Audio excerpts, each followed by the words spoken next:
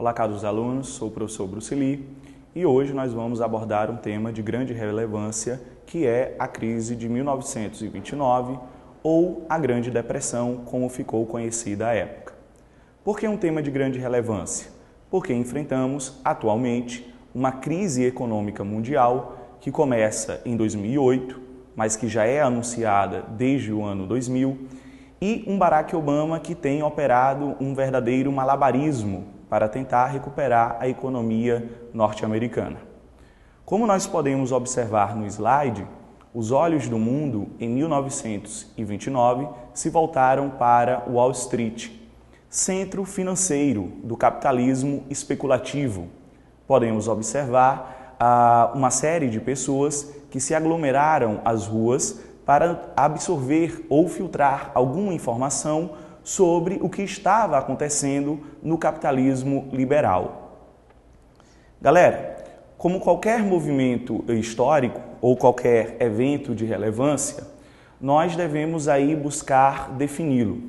E a crise de 29, ela foi a primeira grande crise do capitalismo liberal, que foi facultada por uma superprodução de itens industrializados, também de gêneros agrícolas e pela especulação financeira.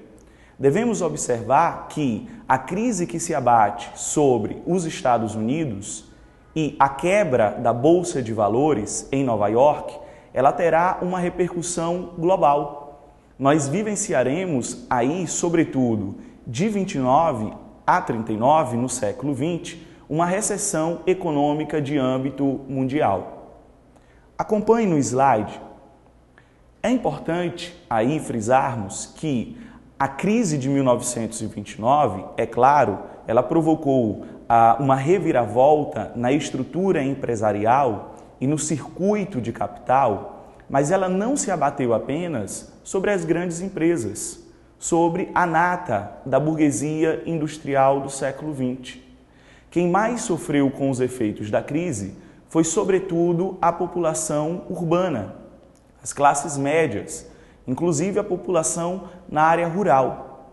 Devemos observar que os efeitos da crise de 29, eles chegam até o Brasil, como vocês poderão acompanhar com o professor François. Seria pano de fundo para uma série de transformações, inclusive a ascensão dos regimes totalitários, nazifascistas sobretudo. Pessoal, acima de tudo, nós devemos compreender qual era o contexto da época. Nós temos um Estados Unidos que emerge como a grande nação no século XX, no começo do século XX. De um Estados Unidos que entra ao término da Primeira Guerra Mundial e imputa a derrota, sobretudo, sobre a Alemanha. Nós podemos falar aí de um bem-estar do pós-guerra, que iria gerar entre os norte-americanos um certo clima de Belle Époque, não é? Podemos falar de uma transferência do eixo econômico e político mundial para os Estados Unidos da América. Aliás, havia todo um clima de otimismo, não é? Haja vista que os Estados Unidos iriam conceder capital aos países europeus devastados pela guerra. Devemos observar aí que nações como a Inglaterra, como a França, elas tiveram a sua estrutura industrial e agrícola destruída completamente, sobretudo pelos intensos bombardeios. Os Estados Unidos eram, portanto, o grande mercado que iria inundar a Europa com gêneros industrializados, com grãos, com alimentos. É claro que também ele iria dispor, mediante empréstimo, mediante crédito, capital o suficiente para que estas nações pudessem se erguer. Perceba uma coisa, para os Estados Unidos, o término da Primeira Guerra Mundial fez com que o dólar se tornasse o padrão monetário internacional. E eu tenho aí um ciclo de expansão do mercado norte-americano que motivou, inclusive, uma mecanização da agricultura. Isso geraria para o futuro uma grande problemática. Por quê?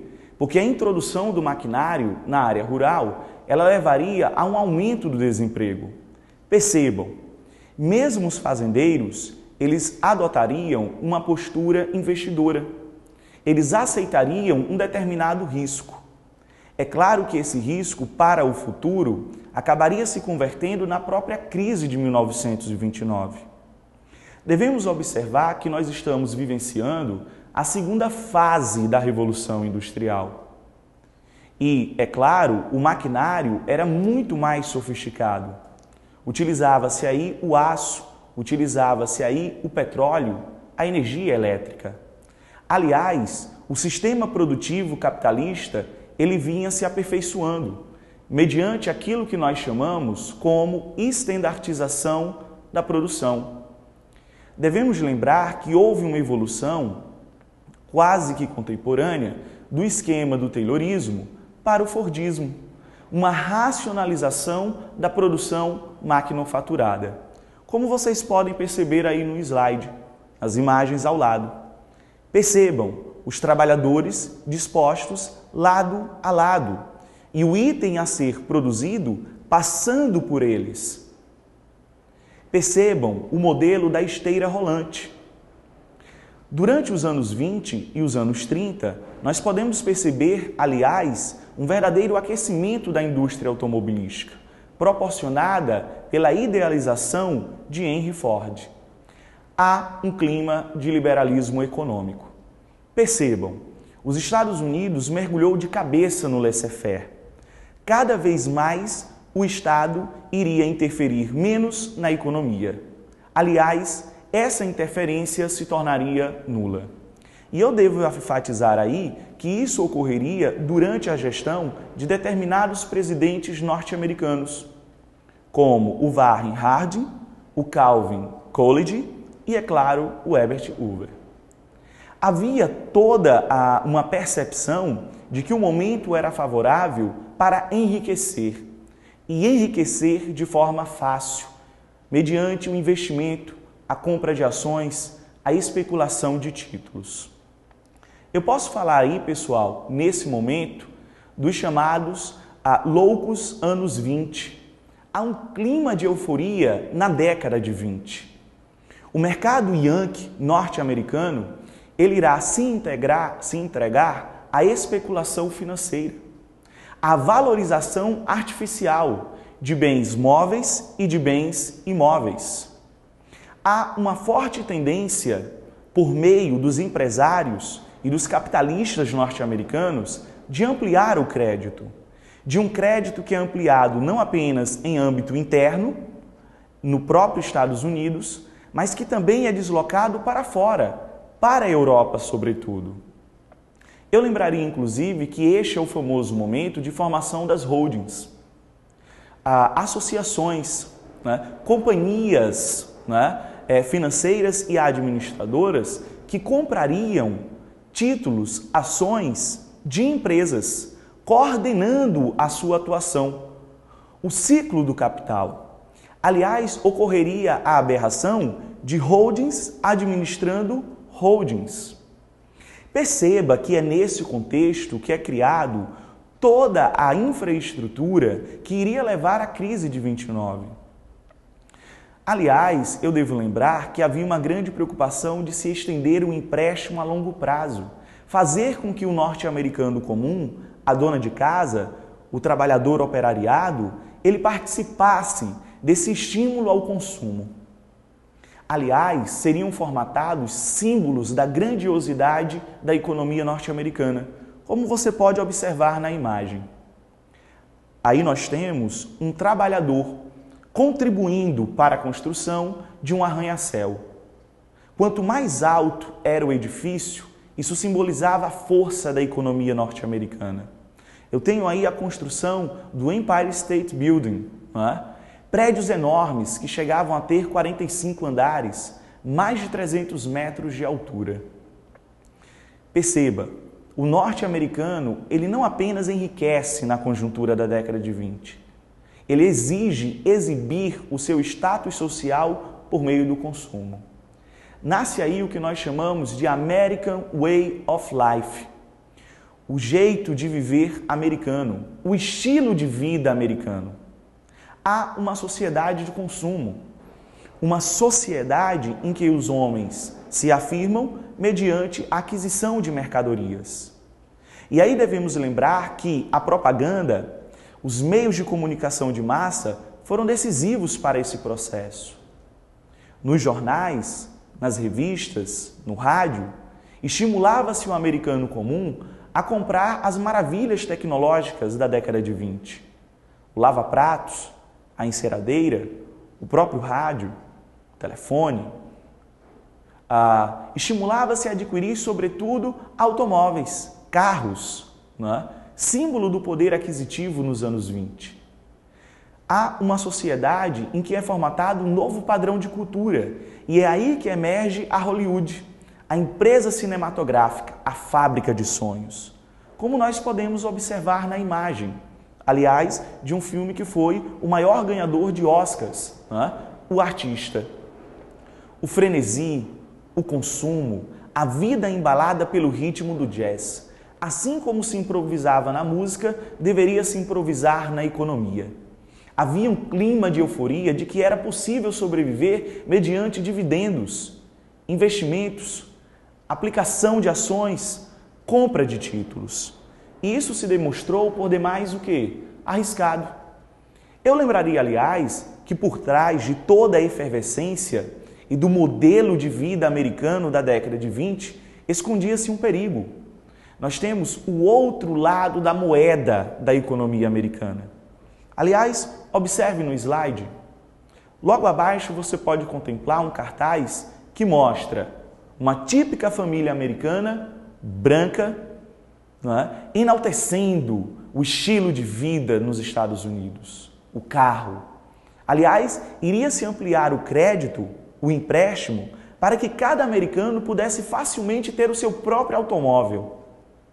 Mas, se por um lado havia uma parcela da população que adquiria esses bens industrializados, por outro, o capitalismo financeiro revelava um perigo, o aumento do desemprego, um aumento contínuo, surdo e disfarçado. Muitos especialistas observam que aqueles anos que precederam 1929, eles sempre oscilaram em um desemprego em torno de 2 milhões de indivíduos. Aliás, perceba na imagem que o desemprego afetava principalmente a população negra, que não tinha, é claro, instrução suficiente, que não tinha, é claro, educação. Aliás, eu gostaria de lembrar que nos Estados Unidos, da década de 20, vigorava, na verdade, uma mentalidade segregacionista, preconceituosa e racial. Ignoramos a ascensão da Ku Klux Klan. Aliás, eu lembraria que em 1915 foi lançado um filme que foi um verdadeiro sucesso de bilheteria. Em 1915 foi lançado O Nascimento de uma Nação, do diretor D.W. Griffith. Como nós podemos observar na imagem, o filme falava desses homens encapuçados, vestidos de branco, que incendiavam cruzes, que submetiam os negros a tratamentos humilhantes, agressões físicas e muitas vezes execuções sumárias. Há uns Estados Unidos podre, marcado pela miséria, pela fome, pelo desemprego, aliás, pelo contrabando. É preciso observar que na década de 20 vigorou, por iniciativa dos presidentes americanos, uma lei seca. Fica proibido aí o consumo de álcool. Note-se um esforço de moralização em meio à sociedade americana. Os anos 20 e os anos 30 seriam marcados pela emergência de organizações criminosas, mafiosas. Louve-se aí Al Capone, a máfia de Chicago. Então eu tinha um Estados Unidos que prosperava e um Estados Unidos que contrabandeava. Ou seja, não apenas a economia, mas a sociedade americana estava enferma. E percebam, nós iríamos observar que cada vez mais os trabalhadores protestavam contra a falta de empregos, os baixos salários, as longas jornadas de trabalho. Sobretudo porque ainda não havia na nação americana leis trabalhistas. Observe no slide, 2 crianças acompanhadas por seus pais em um protesto. Em um dos cartazes o que nós vimos?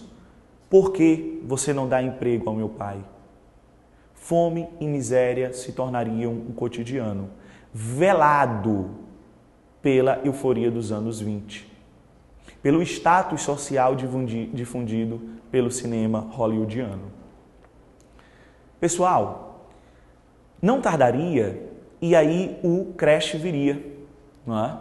A quebra da Bolsa de Valores, de uma crise que já tinha sido assinalada pelo presidente norte-americano Woodrow Wilson, não é? Após ele terminar o seu mandato como presidente, né, já enfermo, debilitado, ele deixou bastante claro, em meados da década de 20, que não tardaria para que uma crise se abatesse sobre o mundo ocidental. Foi quase que uma premonição, né? Mas na verdade trata-se do olhar de um homem visionário que conseguia enxergar muito além. Eu estou falando de um crash que teve alguns fatores. Por favor, acompanhe no slide. Eu tenho uma superprodução causada pela inserção do maquinário na agricultura, pelo modelo fordista de produção. Ao lado disso, não podemos esquecer, os europeus, com o passar do tempo, recuperariam a sua economia, sobretudo os ingleses, os franceses, inclusive se sentariam em uma mesa com os norte-americanos para rediscutir as dívidas de guerra. Na medida em que essas nações europeias deixam de importar os industrializados e os agrícolas norte-americanos, há uma queda das exportações, ao lado de uma superprodução. Somada ao desemprego crescente, contínuo, eu vou ter uma retração do mercado externo e do mercado interno. E aí percebam, o mês de outubro de 1929, ele já assinalava um perigo. Eu tinha uma cotação de 7 ações que eram vendidas, enquanto apenas uma era comprada. Ou seja, ao que parece, em 29, os capitalistas estavam vendendo as suas ações e não estavam se interessando pela compra. Então estava deixando de ser inserido dinheiro no mercado. Isso vai levar a uma queda vertiginosa da venda de ações, que atinge o seu mais alto grau no dia 24 do 10 de 1929, a chamada Quinta-feira Negra. Nós vamos perceber que a Bolsa de Valores de Nova York, ela irá paralisar. E nós vamos perceber uma diminuição brutal dessa venda de ações, uma desvalorização do capital especulativo. Nós vamos perceber que de cerca de 87 milhões de dólares em circulação, cairá para 19 milhões de dólares em meio à Bolsa de Valores. E isso levará a uma falência de várias empresas. 85 empresas faliriam. Haveria uma demissão em massa para cortar os gastos em meio às fábricas. Aliás, eu devo lembrar que quando da crise de 29, o desemprego chegou a atingir 13 milhões de norte-americanos. O desespero era tão grande que inúmeras pessoas se suicidaram, cometeram suicídio. Eu devo lembrar que apenas na Quinta-feira Negra, 11 homens tiraram a sua vida. Aliás, observe no slide, esse é o rosto da atual sociedade americana. Rostos pálidos, emagrecidos, anêmicos, crianças maltrapilhas. Na imagem acima, a senhora que nós vemos, Florence Owen Thompson, perdeu seu marido, cometeu suicídio em 1931. Essa foto foi tirada em 1936, na Califórnia. E observe, essa mulher tem apenas 32 anos de idade. Rosto magro, sofrido, acompanhada por 7 filhos. Aumenta-se o número de indigentes nos Estados Unidos, moradores de rua. A mendicância toma conta da sociedade. Não há empregos, não há comida, não há como sobreviver. Então, os efeitos da crise de 29 foram devastadores, é claro, para a economia mundial, mas, sobretudo, para a economia interna dos Estados Unidos. E, como eu disse anteriormente, Quem mais sofreu com isso foram os setores médios urbanos, a população pobre, a população rural. Devemos observar, pessoal, que essa crise que se abateu sobre a economia norte-americana, ela atravessa o ano de 29, atravessa o ano de 30, de 31 e muito pouco ou quase nada foi feito. Até que nós chegamos às eleições de 1932, onde concorreria o democrata Franklin Delano Roosevelt e o Herbert Hoover. Hoover tentava a reeleição e, é claro, ele não alcançaria. Havia uma grande insatisfação com o liberalismo econômico adotado até então por este presidente. E aí Franklin Delano Roosevelt é eleito em 1932. E, é claro, ele inicia uma política diferenciada, motivada pelo economicista John Maynard Keynes. É a introdução do keynesianismo. Mas o que é o keynesianismo? Observe no slide. Trata-se da intervenção do Estado liberal burguês na economia. Ele volta a intervir. Aliás, o Franklin Delano Roosevelt, ele iria assumir uma postura estatal que não apenas se ocuparia da economia, mas de realizar uma série de reformas que visavam o bem-estar social do norte-americano. Uma política que nós chamaríamos de welfare state. O nosso amigo Franklin Delano Roosevelt se entregaria a uma série de reformas. Por favor, acompanhe no slide. Ele iria operar uma série de empréstimos no setor agrícola e industrial. O objetivo aí era estimular o pagamento das dívidas, reorganizar a produção. Roosevelt ainda controlaria os preços de determinados produtos básicos, sobretudo aqueles indispensáveis à alimentação e ao fomento industrial: o carvão, o petróleo, os cereais. Ele realizaria e estimularia uma série de obras públicas, sobretudo ligadas à ampliação da malha rodoviária, à canalização, de setores de infraestrutura para estados americanos. Essas obras públicas seriam indispensáveis para a criação de novos empregos. Além disso, como nós podemos observar no slide, Roosevelt ele estimularia a fixação de um salário mínimo, indispensável para que o trabalhador pudesse, é claro, consumir, comprar, reaquecer a economia. Houve, evidentemente, uma redução da jornada de trabalho. Essa era uma forma de ampliar o número de trabalhadores. A partir de então, qualquer trabalhador só poderia se entregar a uma jornada de 8 horas. Roosevelt também regularizou o trabalho infantil. É claro, a mão de obra barata das crianças prejudicava os adultos e, é claro, estimulava o desemprego. Há a criação de uma previdência social, de uma assistência que é prestada aos idosos, aos inválidos, aos desempregados. Os Estados Unidos se reergueriam, é claro, por meio do contingente de trabalho coletivo, empregado pelo Estado. Roosevelt foi indispensável para reerguer a economia americana. Mas, é claro, ela só se colocaria de pé, de fato, quando da Segunda Guerra Mundial.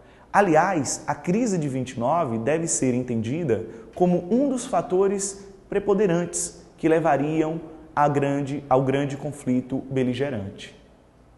Devemos observar que a crise econômica mundial ela gerou uma certa descrença com relação à política liberal, aos regimes democráticos liberais.